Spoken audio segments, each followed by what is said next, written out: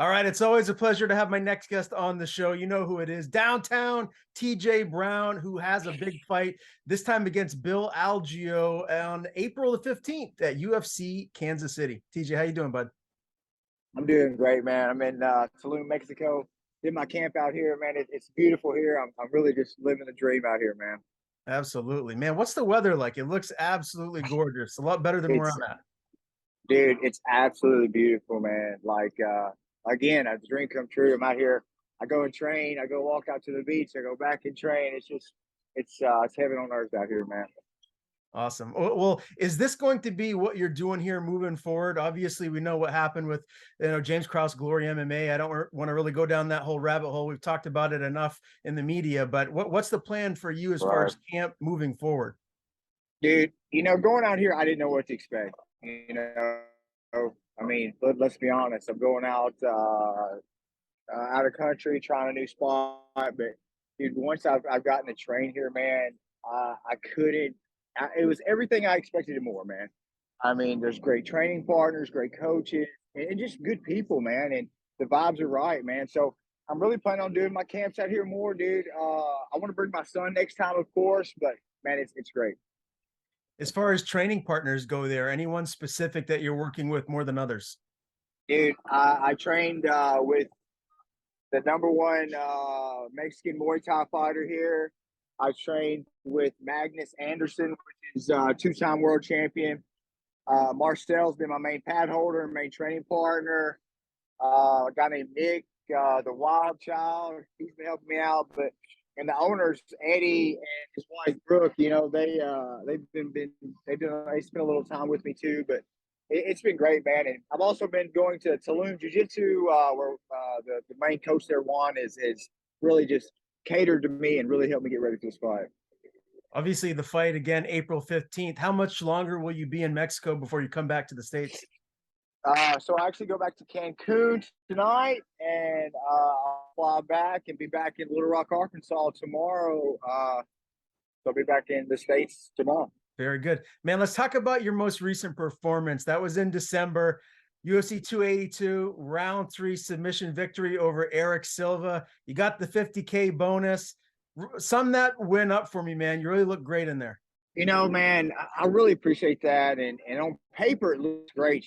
Performance of the night. I get a finish in the third, but I want to be honest with you, man. Like, that's not my best performance. Like, I give that like a 6 out of 10, So what I'm really aiming for in this fight is go out there and give you guys a 10 out of 10. Show the world really how good I am because, man, you haven't seen my best yet. Were you surprised that Dana gave all of the finishers at 282 50K bonuses? Yeah, I was surprised, but I guess it was kind of like a Christmas present, huh? Very good, man. And I wanted to get your thoughts, obviously, on the whole Paddy Pimblett, Jared Gordon decision. A lot of people thought that Paddy Pimblett lost that fight. What was your overall thoughts? God, dude, I hate to get into the drama, but I can't hate it. I hate to say it, but it does seem like there's some sort of Dana White privilege sometimes. But man, it was a close fight, so I'm not going to go get in the middle of it. The last time I did speak with you, TJ, was before your fight in June. That was a UD loss to Nurden Beek. What's the takeaway from that loss? Obviously, I'm sure it was disappointing. Is there something that you can point towards that maybe you learned from that fight? Yeah, for sure, man. I got a bit passive on my back. I think he kind of edged me out by just being able to hold that dominant position a little much. I learned just there's no time to wait in there, man. Every second that goes by counts, and you have to be able to work for 15 minutes, and it won't happen again. You're going to see me, man. I'm in the best shape of my life out here. So, man, you're going to see me pushing the pace for 15 minutes, man. So 6 months in between the fight with Nurden Beek and then UFC 282 victory that you had. And now this one's a little bit sooner. Obviously, you're fighting here just in a couple of short weeks. Is this the perfect turnaround time for you? Do you like having this long in between fights? Man, honestly, a little bit sooner would be ideal. But man, I'm happy with how things went, and everything seems to be working out just how they should be. But I'd like a little quicker turnarounds if I could.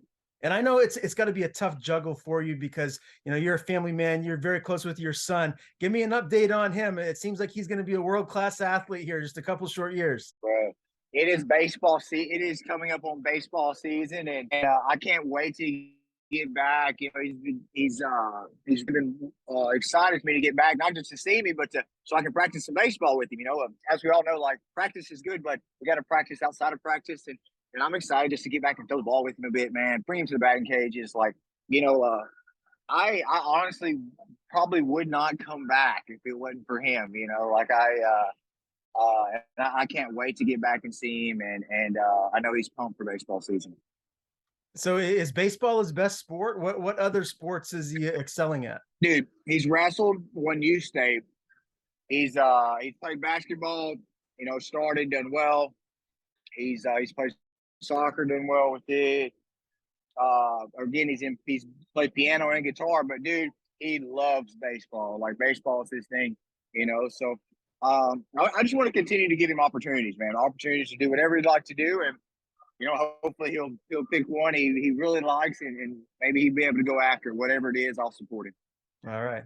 Great answer, man. Well, I enjoy seeing the posts that you make of him on Instagram. He's adorable. Can't wait to see him grow in whatever sport it is down the line that he chooses to pursue the most. Let's talk about this featherweight division, man. You know, Alexander Volkanovski, you know, left to go try and be the double champ, and he fought Makhachev tooth and nail, and now Yair Rodriguez beats Josh Emmett. He's the interim champion. Do you feel like Yair has what it takes to go in and unify this belt and beat Volkanovski, or do you feel like Volkanovski, when he comes back, he's gonna reclaim and just kind of cement himself as the best in the division? You know, nothing against Yair, but dude, like, Volk's the man. You know what I'm saying? Like, so I feel like he's the champion. You know, so there's just kind of levels to it, man. I think Volk's the champ, the real champ, and the champ for a reason. How far away do you feel like you are from, you know, cracking that top 15, top 10, you know, being up there in the upper echelon of the division? Do you feel like you're a fight or two away? Look, dude, like I said, you know, if I am, and when I do go out there and perform at a 10 out of 10, I beat the best guys, man. And I just got to go out there and perform at my best. And man, you'll see me in top 10 title contentions when I do that. But what's first thing first is I win this fight on April 15th. So let's take care of business on the 15th, and we'll go from there. All right. And this is going to be in Kansas City. Obviously, you training at Glory MMA for a long time. Do you expect to have a lot of support in the arena on fight night? Yeah, dude. I plan to have a buttload, trying to watch my mouth, of people there, dude. I mean, we got people coming out of the woodworks in Arkansas to come up there, and not to mention, you know, the friends that I've met in Kansas City, they're going to be there. So, dude, I'm going to look to pack that thing out. And it looks like I'm the first fight on the main card. So, man, it's going to be fireworks, dude. Does that add more pressure to you? Do you feel that fighting in front of a lot of these fans, friends, family members, supporters that are there in attendance? Oddly enough, or not oddly enough, dude, I love that, dude. I love the lights. I love being in front of people. Like, you can ask my coaches, you know, this last fight, I finally got in front of a live crowd again. And dude, you should have seen me in the walkout, dude. Like just ecstatic, man. Just feeling that energy. Just I love it, dude. That's one of the reasons I do this, you know. So I love to get out there and just feel that energy and man, it's I can't wait, dude. I'm actually ecstatic. Well, you got a tough fight on your hands. I mean, Bill Algeo, he's a veteran. He's been in there with some high-level fighters. Most recently, he had that split loss to Andre Feely. He had a round two win over Herbert Burns before then. What do you think of this fight? How do you think you match up with him? Stylistically, I think it's a great matchup for me and a bad matchup for him. I have nothing against Bill. We've actually met each other before now. I have nothing against him. I think he's a great fighter, but I think stylistically, it's just a great fight for me, man. And I have to go in there and do what I do, and it's just work, man. Like he gets it, man. We're going to work, bro, and it is what it is. And I think I'm gonna go out there and show out. I don't know if you've seen the odds, but you're actually the underdog, plus 120. Do you pay Yeah. attention to that kind of stuff? Not really, but I actually started out the underdog in the last fight before. You know, it ended up evening out, of course, closer to the fight. But hell, I've been the underdog several times, and it doesn't surprise me. Do you feel you're going to finish him? Where do you feel like this fight's going to go? On the ground, standing up? I think I could beat him both, but man, he gets hit too much, man. Like if you watch his fights, dude, he gets hit too much. So I think I'm gonna put him away with the hands, but let's give him some respect, man. He is a survivor. Like you watch his fights, he's tough, man. You know, he's tough to finish, but I think he really gets hit too much, and that's what's going to happen. You know, I'm going to end up landing some punches and putting him away. If you're healthy, TJ, and you have the opportunity to fight again soon, how soon are you looking to get back in there? What are your goals here for 2023? Dude, let's be real honest. I'm no spring chicken.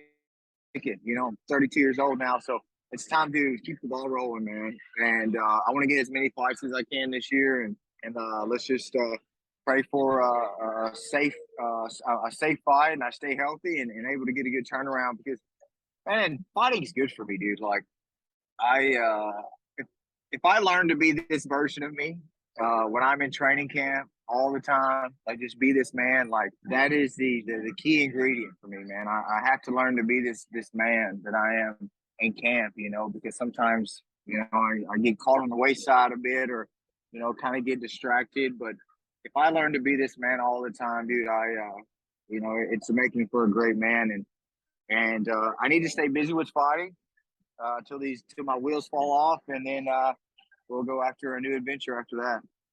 Fantastic, man. Well, I'm excited to see you back in the UFC octagon. It's always a pleasure talking to you, man. I appreciate you giving me a few minutes of your day from Mexico as you get ready to finish up camp. As always, man, I want to kick it over to you before we sign off. Please tell people where they can follow you on social media. If you have anyone to thank, anything to plug, the floor is yours. Right, dude. Of course, follow me on Instagram at downtown TJ Brown, and man, just big shout out to everybody here at Tulum Muay Thai, Tulum Jiu Jitsu, man. These guys have really treated me well and took care of me, and I couldn't thank you guys enough. I'll be heading back to Arkansas. Big love to Westside MMA and all my folks out there.